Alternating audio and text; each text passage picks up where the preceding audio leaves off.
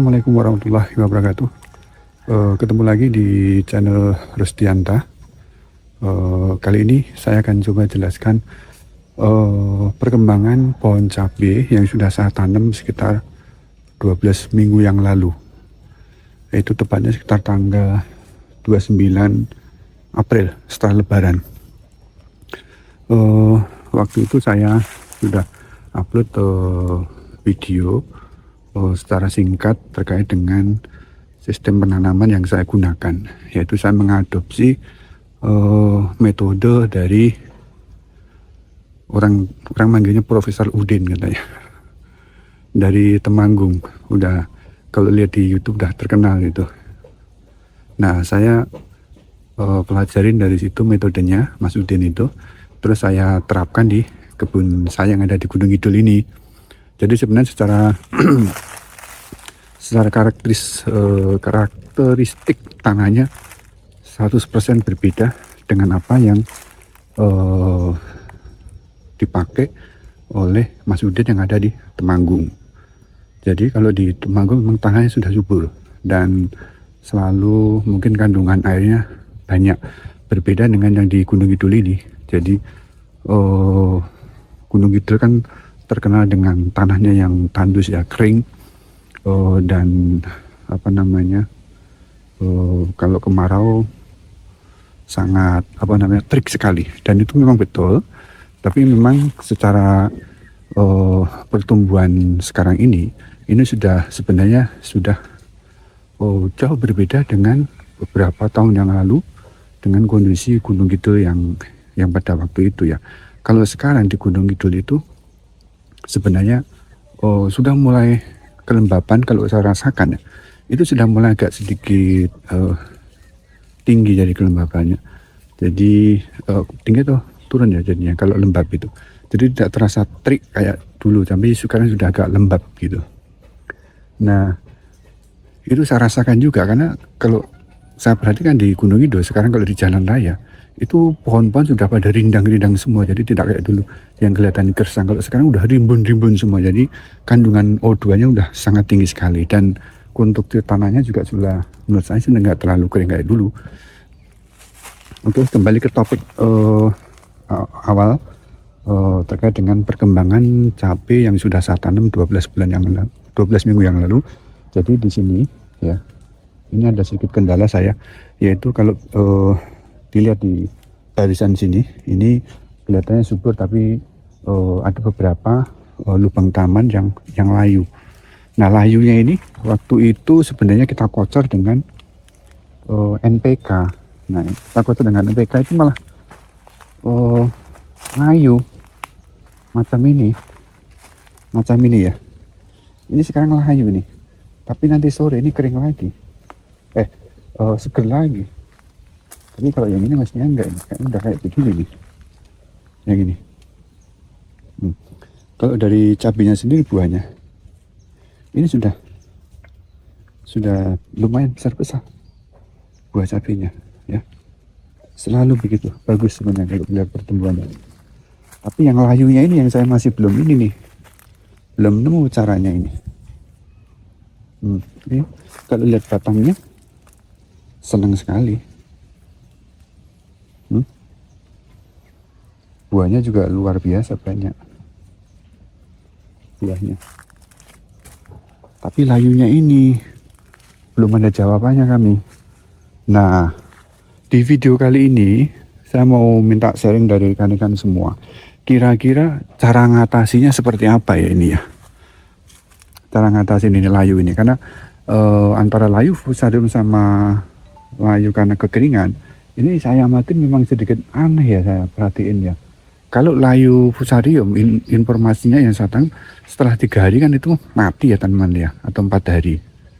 Tapi kalau layu kering itu kalau sore nanti kalau di sini disiram lagi itu seger lagi. Dan ini sebagian tanaman seperti itu. Jadi kalau sore ini kita tanam, kita siram, itu seger lagi katanya nanti. Memang sama Mas Daryanto memang seperti itu loh. Karena yang day to day-nya itu Mas Daryanto. Saya dapat berita, dan pada waktu hari libur seperti ini saya baru berkunjung ke lokasi ini, dan saya lihat langsung memang ada beberapa tanaman yang kalau sore itu dia numbuh seger lagi, tapi kalau siang layu. Ya, contohnya macam ini. Ini sekarang kondisinya layu, tapi ini nanti sore seger lagi. Dan itu siklusnya udah berminggu-minggu seperti itu dan tidak mati. Kalau layu fusarium katanya 3 hari 4 hari mati. Nah kalau ini kayaknya penyakit ya ini ya. Bener nggak pemirsa? Kuning dia. Bawahnya subur, giliran udah nyampe atas kuning. Saya udah nunggu-nunggu seneng-seneng. Batangnya udah besar gini. Batangnya udah segede gini. Buah cabenya udah kayak begini. Lah, kok giliran di atas menguning? Ya tapi memang ini baru pertama kali saya nanam cabai ya. Baru kali ini, dan ini semuanya ilmunya dari YouTube. Background saya adalah teknik, khususnya teknik konstruksi, dan saya bekerja di oil company, yaitu bergerak di kontraktor saya. Jadi ini benar-benar pure ilmu praktek dari YouTube.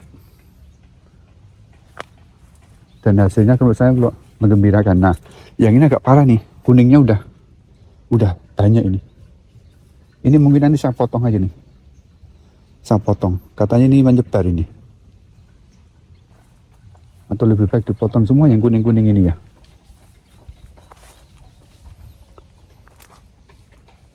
Nah, ini kan banyak nih. Subur kan sebenarnya ini. Ini segini. Buahnya lebat. Buahnya lebat pemirsa. Ini juga sama. Yang di sini. Ini sangat lebat sekali. Nah, ini kecil, lebat, layu sekarang. Infonya nanti sore ini seger lagi. Ini kenapa ya?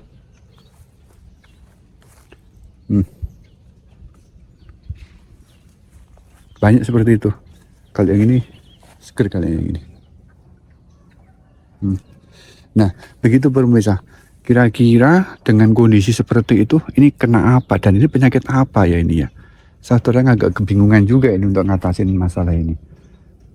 Kayak gitu, saya mau potong kok eman-eman gitu, udah besar kok malah jadi kuning. Saya potong eman-eman. Kalau nggak dipotong takutnya menyebar. Ya, jadi mohon saran dan pencerahannya nih kepada suhu percapian ya. Jadi karena ini praktek saya pertama kali, jadi mohon di komen dan dikasih info cara ngatasin masalah ini. Karena saya berencana memang kedepannya saya mau nanam cabai lebih banyak lagi. Karena saya udah merasa senang juga nih walaupun kondisinya seperti ini. Puas.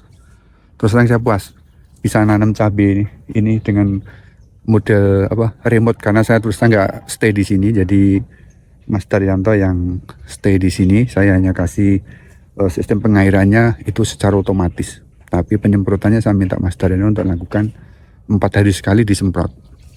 Karena pengairan yang utama, jadi pengairan semua saya bikin otomatis. Jadi saya bisa kontrol dari Jakarta, saya bisa bekerja di Jakarta dengan tenang. Karena pengairannya sudah otomatis. Dan hasilnya seperti ini. Tidak ada kendala di sistem pengairannya. Semuanya air tercukupi. Di alpukat, di cabai semuanya tercukupi dengan cukup dan tidak ada kendala sampai saat ini. Hanya nih penyakit ini tadi nih. Saya berharap observasi saya ini adalah benar, karena kemarin waktu sebelum tanam ini saya kan kalau dari sarannya Mas Udin itu dia ada 2 memang yang pengolahan tanah. Ada yang tidak dikasih pupuk dasar dan ada yang dikasih pupuk dasar. Nah, informasi yang kalau nggak salah dengar itu kalau metode Mas Udin itu kalau darah kering seperti ini itu pupuk dasar itu harus. Nah, waktu itu saya tidak lakukan pupuk dasar. Jadi semuanya serba kilat. Jadi waktu tanggal 28, 29, 28-nya saya olah tanahnya. Langsung saya kasih, sebenarnya pupuk kandangannya segini luas itu hanya 2 sak. Sama ada sekam 4 sak kalau nggak salah itu. Saya campur, saya bagi seadanya. Terus saya kasih TSP 1 kilo atau berapa kilo? Mungkin 5 kilo, sorry. TSP 5 kilo sama NPK. NPK iya nggak ya waktu itu? NPK sekilo kalau nggak salah. Jadi sangat sedikit sekali karena dalam pikiran saya, oh orang Masuden pernah bilang nggak pakai pupuk kandang aja berhasil kok. Nah itu waktu itu saya sedikit dilema di situ setengah-setengah. Tapi itulah hasilnya sekarang seperti ini. Jadi mungkin kalau saya pribadi ini menyarankan di daerah Gunung Kidul itu mandatori harus pakai pupuk kandang. Sepertinya seperti itu. Karena di beberapa kita ada uji coba juga di sana ada kira-kira 3 meter gitu, saya bikin 2 bedengan, saya praktekkan dengan pupuk kandang dan hasilnya sebenarnya bagus, subur. Jadi saya simpulkan untuk di daerah Gunung Kidul saat ini pupuk kandang itu mandatori. Ya, kalau di Temanggung mungkin tanpa pupuk kandang mungkin bisa. Jadi itu yang pertama catatan saya, mungkin nanti dikoreksi bagi rekan-rekan semua. Kalau ini salah ya pendapat saya, namanya pendapat ya, jadi bisa nanti dikoreksi rekan-rekan semua. Itu yang pertama adalah pupuk kandang. Yang kedua penyemprotan tadi juga penting sekali, yaitu dengan insektisida dan fungisida. Itu sebelum tanam itu harus disemprot.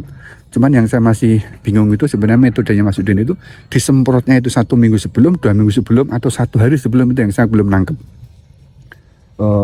Terus itu pemasangan pulsanya itu berapa hari sebelum taman, saya juga belum paham juga itu. Jadi kemarin saya kira-kira semua. Jadi waktu 28-29 tanggal 28-29 itu 1 hari saya olah tanah, saya kasih insektisida, langsung saya tutup mulsa di hari itu juga. Sorenya itu saya kocor dengan 3 macam, yaitu asam umat, silika karbon, sama trichoderma. Ya sorenya saya semprot, saya kocor dengan 3 bahan itu. Besok paginya saya nanam. Jadi waktu 2 hari itu benar-benar waktu singkat, karena memang hari Seninnya saya sudah harus masuk kembali ke Jakarta, saya harus ngantor. Jadi itu tadi rasa keraguan saya mungkin ada di situ, dan mungkin benar ini sebenarnya kurang pupuk kandang dan insektisidanya mungkin kalau saran saya 2 kali mungkin ya, karena ini dulu tanah bekas pohon jati, sama di samping itu ada pohon bambu. Saya takutnya bawah itu banyak sekali virus atau bakteri-bakteri yang kurang mengenakan, sehingga itu berakibat kepada tanaman cabai yang sekarang ini, yaitu sebagian menguning karena pondasinya mungkin kurang sempurna ya, kurang disiapkan dengan benar. Jadi itu masih ada mungkin virus atau apa yang ada di tanah ini, jadi belum terurai dengan benar, sehingga penyakit kuning itu mungkin muncul sekarang ini. Walaupun tanaman subur tapi ada penyakit kuningnya. Mungkin itu dari saya. Jadi mohon nanti dikoreksi, dikasih pencerahannya di kolom komentar. Jadi nanti saya bisa praktekkan. Khususnya ini yang timnya Mas Udin nih, kalau bisa berkenan ngasih wejangan ke saya nih, saya welcome sekali nih. Saya tunggu-tunggu sebenarnya Mas Udin, cuman waktu memang tidak memungkinkan. Jadi saya pengen dengar langsung kira-kira seperti apa ininya yang harus saya terapkan di sini dengan kondisi tanah seperti ini ya. Mungkin itu dari saya. Mohon maaf segala kekurangan. Jadi terima kasih telah menonton video saya ini. Mudah-mudahan bermanfaat untuk kita semua. Terima kasih. Wassalamualaikum warahmatullahi wabarakatuh.